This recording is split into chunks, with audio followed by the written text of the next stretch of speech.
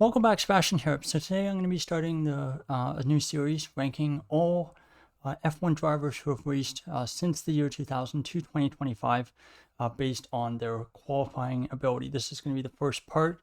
Drivers ranked 125th all the way to 101.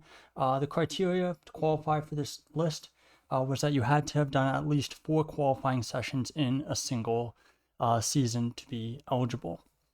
The other thing I want to add is that the data has basically been slightly age and experience corrected. So if you were a driver that you only did one season or was really, really awful, it will be a little bit higher than it would be otherwise. And on the other end of the scale, if you're a driver who's at the really tail end of their career, they only did a couple of seasons in this time frame, and they were, in their late 30s. That would have been corrected up as well. So again, it's just to kind of balance things out and basically try to give a kind of correction as a kind of in a vacuum. How good roughly was this driver in qualifying in F1. So starting off with number one, I think a driver who many would not be surprised to see in this spot, and that is a driver who only did 4 Grand Prix, and that is none other than UJ Ide. A score of my qualifying rating of 2.616, which if you don't know is very, very bad. A big positive number for this model is really, really bad. Big negative number is really, really good. And so as we go through this list, we're going to see the numbers are going to get increasingly lower and lower. So for Ide, he drove 4 races in Formula 1, all for Super Aguri at the start of the 2006 season. The reason that he even made F1 in the first place was that Super Aguri wanted to have an all-Japanese lineup for this team. And this was a team that was basically formed to keep Takuma Sato in F1. And they picked Ide to be his teammate. Now, he did a whole bunch of races and years in what was then Formula Nippon, it's now Super Formula, and his results honestly weren't that bad. Apparently, he spoke almost no English, which is what made part of the reason which made the transition to F1 so difficult for him. But anyway, 4 races, none of them went very well. He was second off the pace in qualifying, and that's hence his rating on this list. Now, number 2 on this list, a bit of a surprise for me, but is actually the driver who replaced him at Super Aguri, and that is Frank Montagny. A rating of 1.713. I believe he did 7 races that year for Super Aguri. Again, was better than Ide, as you can see by the difference in their scores, but still not really good. Still a pretty massive gap to teammate Takuma Sato, and was eventually replaced by Sakon Yamamoto.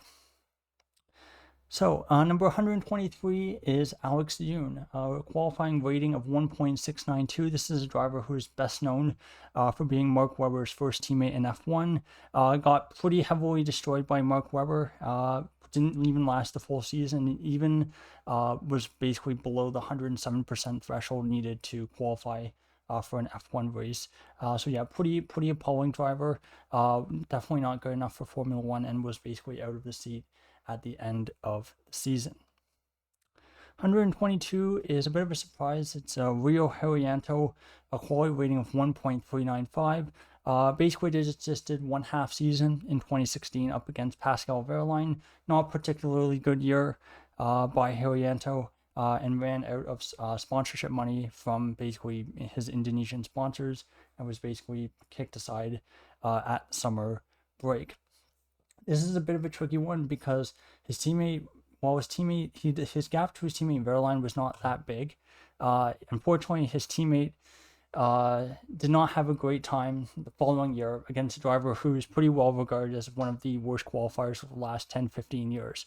And that made things very, very tricky with this model. It's not my opinion, it's all math, but I do have to put some manipulations in there here and there. And so Rio Haryanto ends up 122nd. Now, 121 is Gaston Mazzacane, quality rating of 1.349. He raced in 2000, 2001, and 2000 with Minardi, teaming up with Marc Genet, and in 2001 for the first 4 races, teaming up with Jean Alesi. Those 4 races against Jean Alesi went pretty terribly, and in the end, for the Prost team, they decided to basically kick him aside and replaced him with Luciano Berti.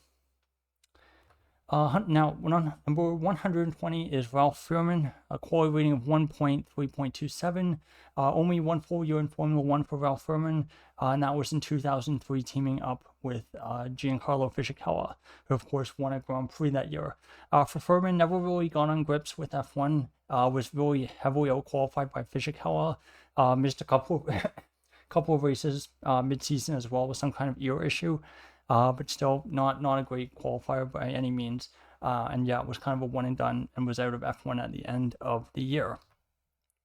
Now, 119 is Tarso Marquez's with a quality rating of 1.254. He's in this picture. I'm sure you can figure out which one's Marquez and which one is not Marquez. But for Marquez, again, a bit similar to Alex Young, best known for being the teammate of a pretty strong F1 driver, in this case, Fernando Alonso. For Marquez, I think one thing that I should note for him is that his car was basically a slightly different chassis. He has a slightly different chassis to his teammate Fernando Alonso the whole season, which is part of the reason why his qualifying times against him looked so atrociously bad. But still not a great driver, and again, kind of left at the end of the season, was another one and done. Number 18 was Karun Chandhok, quality rating of 1.156. He did basically a half season at the first half of 2010, came in joining the new HRT team, one of the three new teams that came in that year, teaming up with Bruno Senna. Was definitely the second best of the two drivers, and basically made way at the end, at basically the halfway point of the season for a rotating cast of drivers, including Sakon Yamamoto and Christian Klein. Karun Chandhok would have one more Grand Prix the following year, replacing Jarno Trulli in a one-off, but that would be it for his F1 career. Now, 117 is Zolt Baumgartner, quality rating of 1.085. He raced for Minardi in 2004. Two drivers who basically just raced a single year, and then they were both out, which is a bit of a surprise to see that kind of situation. But yeah, Minardi that year was pretty bad, and Baumgartner was definitely the worst of the two in terms of qualifying pace. Number 6 is Nicolas Chiesa, quality rating of 1.069, came into Minardi's tail end of 2003, replacing Justin Wilson, who is basically went over to Jaguar to replace another driver who's on this list. Chiesa, pretty bad, 5 race stint there, heavily outqualified by Jos Verstappen, who was in the other seat, and yeah, that was it for his short stint in Formula One. Number 15, the first driver on our list who has a podium in F1, and that is Thiago Monteiro. Quality rating of 1.058. Monteiro raced 2005 and 2006, I believe. A couple races in there, I think in 2004 as well, but his 2 full seasons, 2005 and 2006. Outqualified by, I believe, both of his teammates. A driver who I think is actually above him on this list, just slightly, that's Narayan Karthikeyan, and another driver who we'll be talking about in, I think, part 2 of this list, and that is Christian Albers. Definitely not a great qualifier, but really opportunistic in that 2005 US Grand Prix, getting a podium for Jordan, a race where there's only 6 drivers, of course. One of those 4 backmarker cars had to get a podium, and Monteiro was the one to do it. All right, number 114 is Sakon Yamamoto. 1.057 is his quality rating. He raced for quite a few different years. I think his first race is 2006, tail end of a season for Supergo. He then did some races for Spiker, 2007, and then I think his last final stint in F1 was in 2010, racing for HRT on and off with Bruno Senna. Not a great driver, pretty much always outqualified pretty heavily by his teammates at the time. And yeah, 114 on this list. Number 113 is Roberto Meri, quality rating of 1.052. He raced for Mauritius Manor in 2015. And because both he and his teammate, who again has yet to show up on my list, both of them were basically one and done. They did one season F1 and then they were both out. Means very hard to kind of make any kind of accurate comparison, which makes, making these kinds of ratings a bit difficult. But still not a great driver, especially looking at his junior record. And again, yeah, was definitely outqualified. And I'd say the slowest of the 3 Manor drivers that year.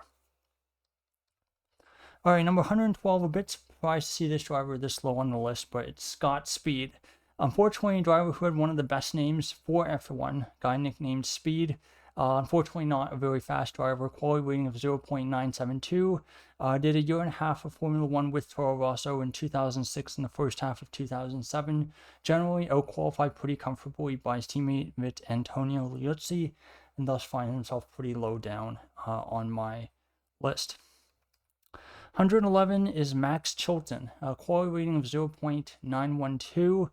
Chilton is best remembered for having one of the longest streaks to start a career of finishing every single race, I believe. And he's, of course, also known for being Jules Bianchi's teammate. Besides that, didn't do a whole lot in F1, and yeah, not a particularly strong qualifier. All right, number 110 is Narayan Karthikeyan, quality rating of 0.810. Driver who is nicknamed Cucumber by Sebastian Vettel. That's always a fun one that I like to bring up. For Karthikeyan, not a particularly strong driver, heavily out-qualified by almost every teammate he had, with the exception of Thiago Monteiro, I believe. Out-qualified pretty badly in 2011 by Liuzzi, 2012 by Pedro de la Rosa as well. And yeah, pretty one of the weaker qualifiers that we've seen over the last quarter century. Now, number 109 this is going to be an interesting one, and it is Marcus Ericsson, quality rating of 0.798. Ericsson did, of course, 5 years in Formula One. His first season was an absolute disaster. Got completely destroyed by Kamui Kobayashi. He had then had 3 years which were actually not so bad. 2 of them against Felipe Nasr, 1 of them against Pascal Wehrlein. And those years, I think, are a real question mark, and I think it means that for his those 2 teammates, Wehrlein and Nasr, there are questions about how good of qualifiers they were in F1, given that a driver who we know is pretty bad, and Ericsson was able to hold them so close. Now, of course, there are rumors that, Ericsson basically, given that his personal Swedish sponsors had pretty big ownership stakes in Sauber at the time, it's rumored that he basically had like pretty big priority when it came to upgrades, parts, that kind of thing. And so that might have made the qualifying differences between them a lot smaller. Of course, his final year in F1 2018 gets destroyed by rookie Charles Leclerc, and should Leclerc have not been promoted to Ferrari, if he had been retained for a second season, and hypothetically if Ericsson had been retained as well, that could have been an all-time thrashing. So almost for the best in some ways that Ericsson left F1 after those 5 years, as I think he had definitely kind of overstayed his welcome. All right, number 108 is Robert Dornbos. For Dornbos, quality rating of 0.778. Did a half season with Minardi in 2005, replacing Patrick Freisacker. And also did, I think, 3 races at the end of 2006, replacing Christian Klein. Not a particularly strong driver, definitely the second best at both teams that he raced at those 2 years, and so thus finds himself 108th. All right, number 107 is the first driver that on our list who raced in the 2020s, and that is Nikita Mazepin. Quality rating of 0.763. Only did the 1 year in Formula One 2021, and was heavily outbeaten by fellow rookie Mick Schumacher. Schumacher's records following year generally suggest that, Mick Schumacher was not the strongest of qualifiers, and made, that head-to-head with Mazepin look even worse for the Russian. So for Mazepin, again, I don't think anyone would disagree with him ending up this low on the list. 106, this is Luciano Berti. I mentioned him earlier as the driver who replaced Gaston Mazzacane. But yes, for Berti, quality rating of 0.715. Only did the 1 year in Formula One in 2001. Started off at Jaguar for the first 4 races, teaming up with Eddie Irvine, I believe. And then basically switched over, basically replacing Mazzacane at Prost, where he basically would stay for the rest of the year until he got injured and basically missed the final 3 races. But that would be it for his F1 career. Not a particularly strong driver. And again, makes sense why he would end up being this early. Now, next up is 105. Is a driver who was, again, one of Ericsson's teammates, and that is Felipe Nasr. Quality rating of 0.694. For Nasr, he's a tough one to judge because I think, again, like I basically mentioned in Ericsson's session, he likely didn't have, opportunity to have an equal car to his teammate. His first year honestly wasn't too bad, out-qualified Ericsson, but second year actually got out-qualified by the Swede, the only time in his career Ericsson would out-qualify a teammate. So again, I think the jury's kind of still out there on how good of an F1 driver, how good of a qualifier Nasser was. That being said, after F1, very, very good career in sports cars, doing a really good job in IMSA, so again, no one can take that away from him. Now, number 104 is another Brazilian driver, and this is Bruno Senna. Quality rating of 0.69. Of course, for Bruno Senna, expectations were very, very high. Of course, having a very famous surname. Ayrton, of course, being his uncle. For Senna, he started F1 pretty late, relatively speaking. I think it was in his mid-late 20s when he started. Started at HRT, Hispania Racing in 2010. Did an okay job against Bruno, against Kun Chantok, and against, I think, Sakon Yamamoto was another of his teammates. But unfortunately, in 2011, 2012, did a pretty poor job up against Pastor Maldonado, Vitaly Petrov. And yeah, I think pretty fair to say he was one of the weaker qualifiers we've had the last little while. All right, number 103 is Gianmaria Bruni, quality rating of 0.641. He was the teammate of Zolt Baumgartner, driving the 2004 Minardi. Definitely the better of the two drivers, I think, in qualifying. Unfortunately, had very poor luck. Seems like every time Baumgartner had a good result, finished, 8th, 9th, 10th, Bruni would have been retired with some kind of mechanical issue. So pretty poor luck, unfortunately, but definitely the better driver over one lap between the two Minardi drivers that year. All right, number 2, and this is Robert Kubica 2, quality ratings of 0.635. Now, I want to make really clear that this is only for Kubica's rating for 2019. With Kubica and one other driver, I won't who say it is, I've actually separated their scores. So for Kubica from 2006 to 2010 is basically one driver, and very, very far down this list. And basically because of combination of the length of time that between basically his injury and when he came back, basically 10 years almost, and the fact that he had this injury and he was just clearly not the same driver. The two Kubicas are basically separated into two different entities for the sake of this video. So for Kubica in 2019, definitely did not have a very good one-lap pace, got pretty heavily beaten by teammate George Russell, rookie, was whitewashed, in fact, out-qualified every single race, and thus shows up 102nd on my list. Now, 101, final driver for today's video is Lucas di Grassi, quality rating of 0.628. He was, of course, only did one season Formula One, driving for Virgin Racing in 2010. Teamed up with Timo Glock, did not have a great season, was pretty out-qualified almost every race. Median qualifying gap was pretty big as well. I think it was over half a second.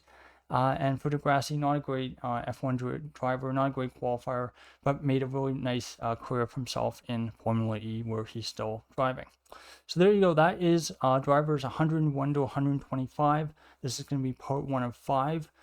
So again, if you're interested in this, please watch out for the next video in a couple days time. So again, thank you so much for watching. Goodbye.